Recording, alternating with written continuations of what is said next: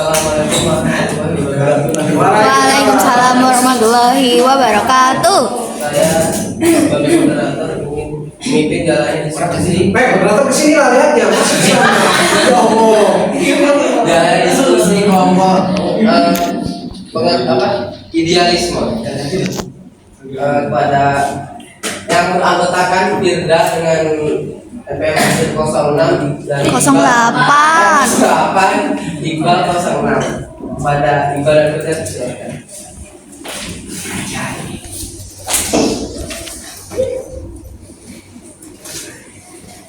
Baiklah, saya mengucapkan terima kasih kepada Mas Adit yang sudah memberikan kami waktu dan Pak Okta. Jadi di sini kami akan mengabarkan hasil diskusi kami dengan tema idealisme dalam filsafat pendidikan. Idealis adalah sebuah konsep yang merujuk pada keyakinan, pemikiran, serta sifat yang dimiliki oleh seseorang. Orang yang idealis biasanya memiliki sikap yang kokoh dan tidak mudah goyah dalam mencapai tujuannya. Seseorang yang idealis tidak hanya percaya dengan apa yang mereka yakini, tetapi juga memperlihatkan melalui sikap yang mereka ambil. Orang yang idealis memiliki dampak yang positif dalam masyarakat dengan menginspirasi dan mendorong orang lain untuk berpikir secara kritis tentang kehidupannya dengan tujuan hidupnya. Idealis ini berasal dari pemikiran Plato, seorang filsuf Yunani yang hidup antara tahun 427 sampai dengan 347 sebelum Masehi. Sebagaimana kata idealisme itu berasal dari kata idea ya, bukan ideal, yang berarti pandangan atau vision atau kontemplasi. Kontemplasi sendiri merupakan proses refleksi mendalam yang melibatkan pemikiran serta pengamatan. Idealisme dalam filsafat pendidikan itu ada dua. Yang pertama, idealisme subjektif. Idealisme subjektif ini berfokus pada ide-ide yang berasal dari setiap individu. Ini dipengaruhi oleh sudut pandang serta pemikiran pribadi seseorang. Sedangkan yang objektif ini berasal dari luar individu, dan bisa diakses melalui pemikiran yang rasional. Tujuan idealisme dalam pendidikan yang pertama yaitu membentuk karakter. Pembentukan karakter ini sangat penting dilakukan oleh pendidik kepada peserta didik agar peserta didik mempunyai karakter yang baik dan siap untuk menghadapi tantangan-tantangan di masa yang akan datang. Yang kedua yaitu mengembangkan bakat dan kemampuan dasar. Mengembangkan ini sangat penting dilakukan oleh pendidik kepada peserta didik agar peserta didik dapat mengembangkan, dapat mengeksplor bakat-bakat mereka sehingga menjadi mahasiswa yang berprestasi. Yang ketiga yaitu mengembangkan kebaikan sosial. Ini sangat penting dilakukan bagi peserta didik karena dapat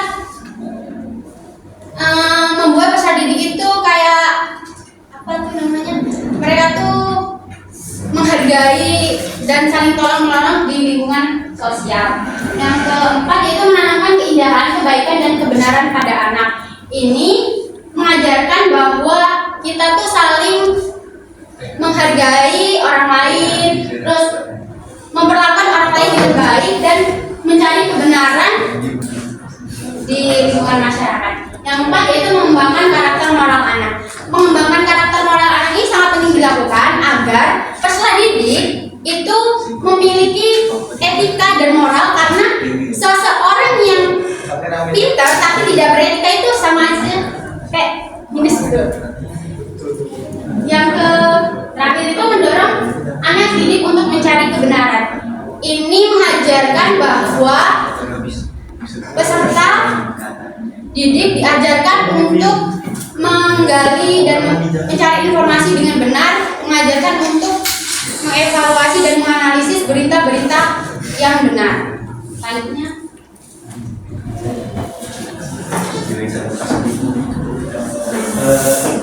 Implementasi idealisme dalam filsafat pendidikan ada 4 poin. Pertama adalah penekanan kurikulum pada pokok bahasa pikiran seperti sastra, sejarah, filsafat, dan agama.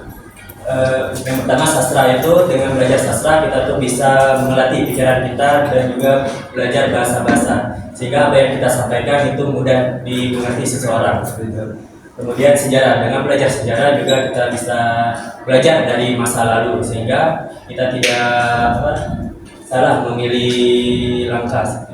Kemudian filsafat, dengan belajar filsafat kita itu bisa belajar pikiran kita itu, melatih pikiran kita dengan kritis dan logis. Jadi kita bisa memahami argumen-argumen seseorang tidak salah paham seperti itu. Kemudian agama, dengan belajar agama juga kita bisa belajar moral dan etika. Kemudian metode yang diutamakan adalah dialektika, dialog dan diskusi. Apa itu dialektika? Dialektika adalah seseorang atau dua atau sekelompok orang sedang mencari kebenaran dari pemahaman atau argumen. Kemudian dialog itu ya orang berdialog, berbicara pemikirannya di depan banyak orang atau 2 orang. Kemudian diskusi adalah sekelompok orang yang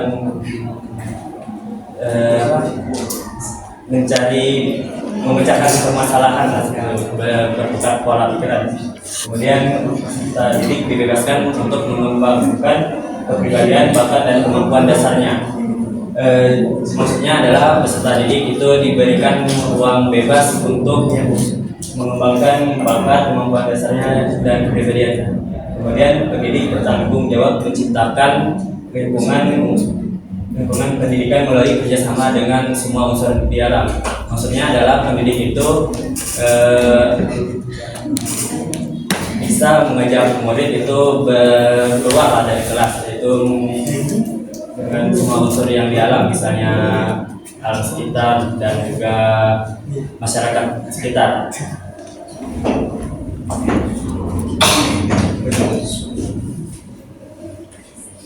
Tantangan idealisme dalam filsafat pendidikan.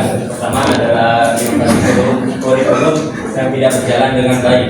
Artinya karena banyak pergantian kurikulum sehingga murid itu sulit beradaptasi dengan kurikulum tersebut. Sehingga seorang guru itu harus bisa juga terus bisa berinovasi dalam mendidik sehingga murid yang lambat dalam beradaptasi bisa mengikuti, dan juga guru-guru itu harus bisa pendekatan dengan murid dan juga orang tua sehingga tidak hanya di sekolah, di rumah pun peserta didik bisa diarahkan dari orang tua sehingga bisa mengikuti adaptasi. Kemudian perkembangan zaman yang cepat, terutama dalam teknologi. Seperti yang kita tahu, teknologi itu berkembang pesat sehingga kita itu harus bisa beradaptasi sehingga kita itu tidak gaptek, bisa mengikuti perkembangan zaman dan memanfaatkan teknologi secara positif. Kemudian pendidik harus melek teknologi, tidak hanya murid yang harus bisa beradaptasi dengan teknologi, seorang pendidik pun harus bisa beradaptasi dengan teknologi sehingga bisa memanfaatkan teknologi untuk membuat inovasi dalam pendidikan dan juga bisa mengarahkan murid-muridnya untuk menggunakan teknologi secara positif.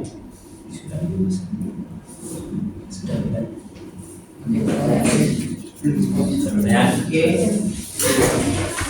Isi pertanyaan. Bang Diti, Mas Hasna.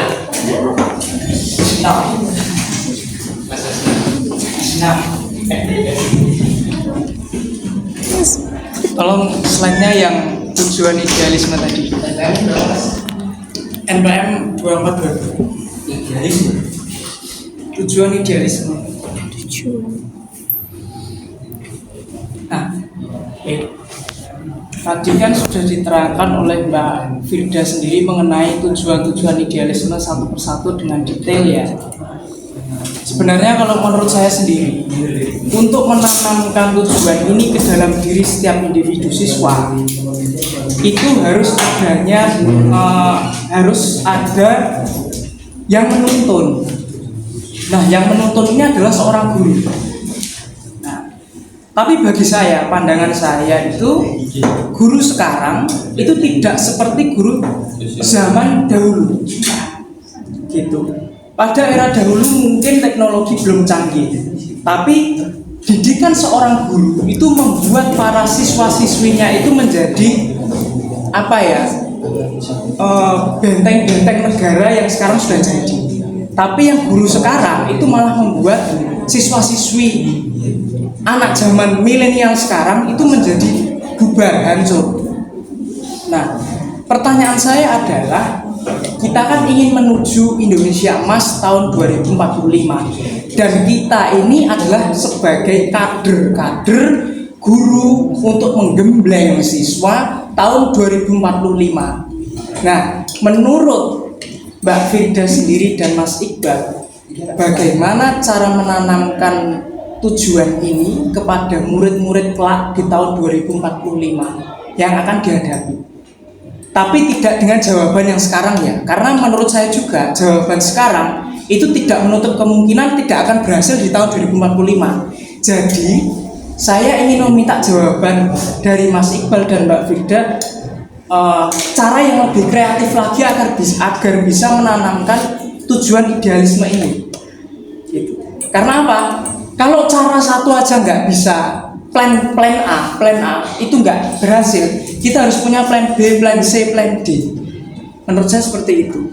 Karena kalau plan A, misal zaman sekarang plan A nggak bisa, terus di tahun yang akan datang, di zaman yang akan datang mungkin ada plan A lagi, beda orang tapi plan A itu mungkin bisa nggak berhasil, tapi tidak menutup kemungkinan juga berhasil. Tapi yang saya minta di sini adalah jawaban kreatif dari Mbak Firda dan dan Mas Iqbal sendiri. Apa cara kreatif Anda berdua untuk menggembleng siswa tahun 2045 agar bisa mempunyai sifat-sifat ini, dan nanti akan bisa bertujuan sebagai berikut. Sekian, terima kasih.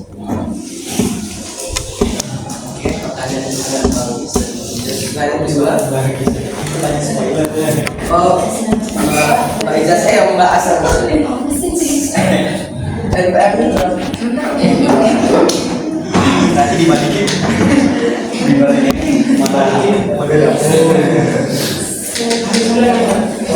siap.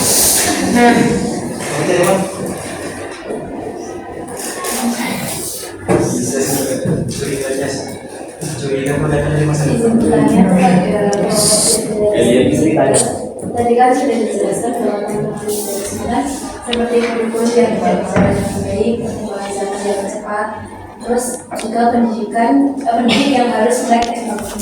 Yang saya tanyakan adalah, apakah tantangan-tantangan tersebut itu terdapat solusinya untuk memperbaiki idealisme menjadi lebih baik, dan jelaskan menurut kelompok kalian. Terima kasih. Ya, lanjut. Arianto SPM 25 belakangnya. Jadi ini kan tentang idealisme ya. Idealisme itu saya ingin bertanya, bagaimana cara kita itu mempertahankan keidealismean kita di dunia modern yang saat ini. Karena apa? Contoh aja, kayak ada orang-orang idealis seperti tokoh-tokoh di luar sana, mereka itu dicap kayak cuma bacot tok, terus pokoknya suka beda sendiri, padahal gini-gini gitu. Padahal mereka ini di idealismenya mereka bahwa percaya kalau hal yang mereka lakukan itu benar gitu kan. Karena apa? Keidealismean itu kadang muncul dari orang-orang yang memiliki pemikiran kritis gitu. Itu aja sih. Siapa lagi?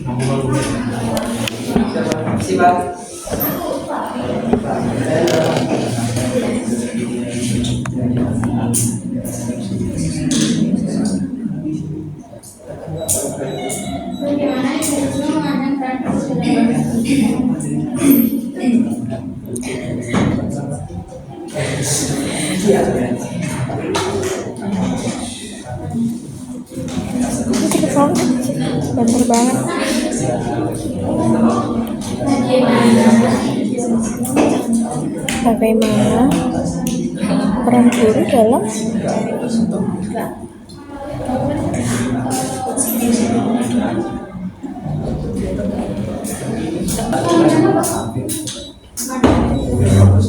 Pertanyaan sesi satu sampai tutup. Silakan buka Gerda dan Mas Iqbal untuk jawab.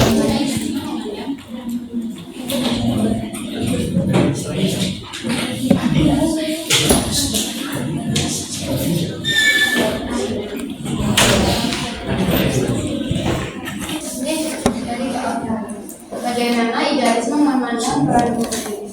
Idealis seorang guru itu berperan sebagai, kalau dipandang idealis ya, dari pandang idealis, guru itu berperan sebagai inspirator. Guru tuh namanya kayak mendorong peserta didik itu untuk berpikir secara kritis tentang tujuan mereka, terus tuh kayak mengeksplor bakat-bakat mereka itu, nah kayak membantu mereka untuk mengembangkan bakat mereka dan sebagai teladan juga dan contoh seperti itu.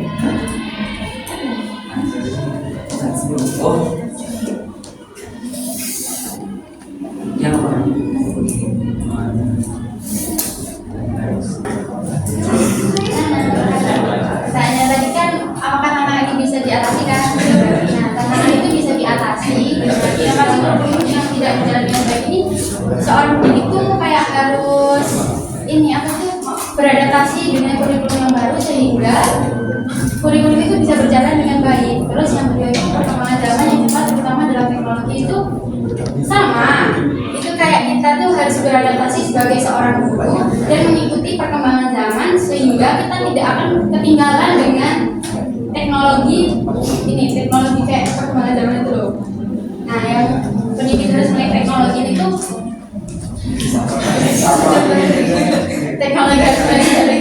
guru tuh harus poin keempat lebih ke peserta didik, kalau yang ketiga lebih ke pendidik. Agar pendidik itu kayak mengajarkan kayak praktek kemarin kan Canva itu kita mengajarkan teknologi juga kan. Kita harus menguasai, kita harus nanti kita jadi peserta didik, kita harus memberi contoh gimana pembelajaran yang teknologi yang bagus. Tapi kan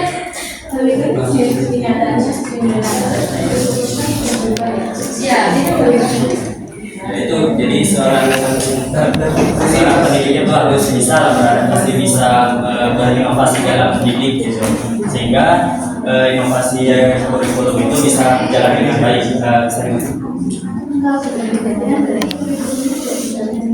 Ya, jadi karena itu seorang pendidik itu harus bisa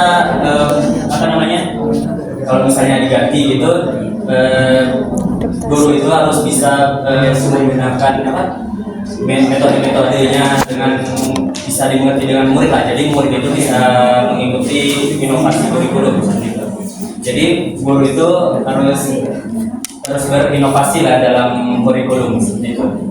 Jadi kalau ada solusinya, idealisme ini sudah dikatakan hasil. Maksudnya? Kan tadi kan itu tantangan, terus Iya. dari kalian kan ada solusinya. Dan berarti hasil pendidikan idealisme ini sudah dapat dikatakan berhasil. Kalau dibilang berhasil, ya tergantung peserta didik sama pendidik. Kalau bisa menjalankan dengan baik, ya berarti berjalan. Kalau kurang, ya tidak berjalan dengan baik. Jadi tergantung orang lah.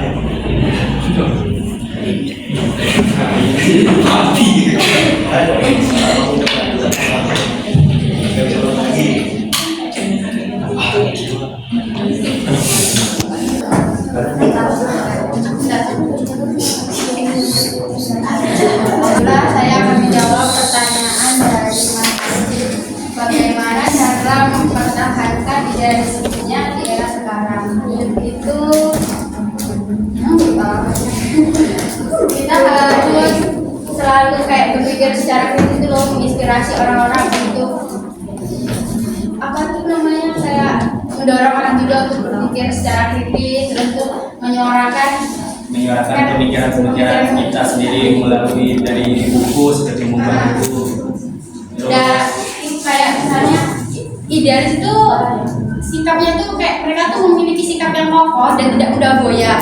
Mereka tuh akan kayak kegagalan itu tidak akan menghentikan langkah mereka. Mereka akan terus mencapai tujuan yang telah mereka tetapkan, kayak gitu. Kayak nggak akan menghentikan pokoknya.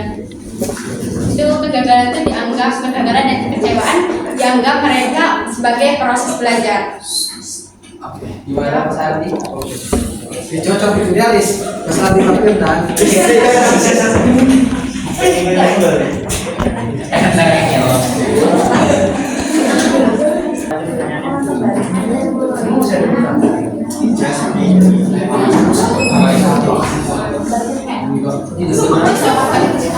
Oke, pertanyaan Mas Izas, bagaimana cara menanamkan tujuan idealisme kayak plan-plannya gitu kan?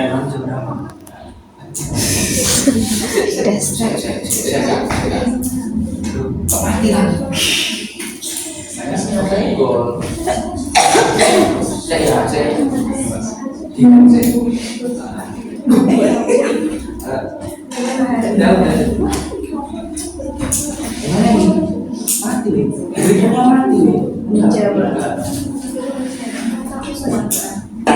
Menurut kami itu ya seperti menggunakan metode seperti ini ya, penekanan kurikulum pada sastra, sejarah bersama agama dan juga menggunakan model dialektika, dialog, diskusi sehingga menggunakan dialektika itu kita kayak bisa kayak menyuarakan argumen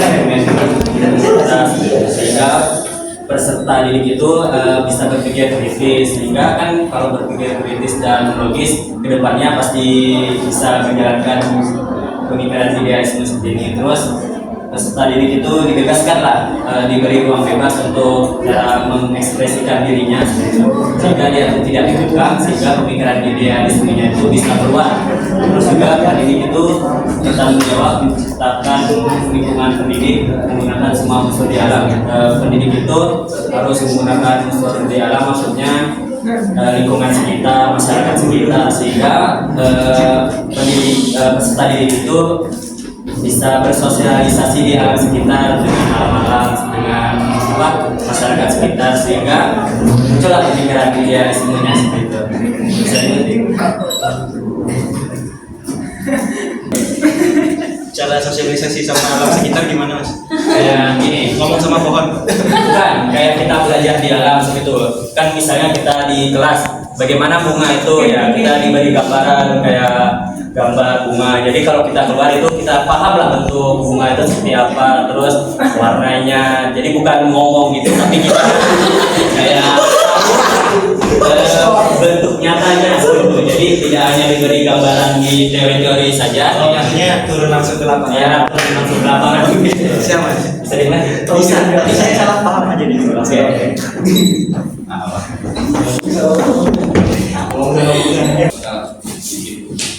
Apa ini? Sebulan. Aja tapi mau Di rumah aja. Udah, yuk. Kesimpulannya adalah tujuan pendidik menurut paham idealisme lebih mengarah kepada pengembangan pemikiran dan diri pribadi dalam mengembangkan kepribadian dan kemampuan dasarnya sesuai bakat, minat, dan kemampuan masing-masing. Idealisme menekankan bahwa pentingnya pikiran, semangat, dan jiwa di atas materi sehingga mempengaruhi pendidikan secara signifikan. Saya akan membacakan referensinya. Referensinya yang guru itu berperan sebagai yang mendorong atau juga berpikir secara kritis dan teladan. Juga seorang guru itu harus beradaptasi zaman sekarang yang penuh dengan teknologi, karena yang seorang guru zaman sekarang mereka harus menghadapi namanya Gen Z dan juga Gen Alpha. Dan juga aliran idealisme ini dia menginspirasi dan juga dia tuh alirannya sangat kokoh dan juga tidak goyah terhadap pemikiran lain, dan juga melalui kurikulum sastra dan perkembangan dan lain-lain. Maka peserta didik bisa berpikir secara kritis agar bisa lebih baik memasuki depan. Oke, saya mewakili kelompok dari idealisme, minta maaf jika salah kata. Assalamualaikum warahmatullahi wabarakatuh. Waalaikumsalam warahmatullahi wabarakatuh.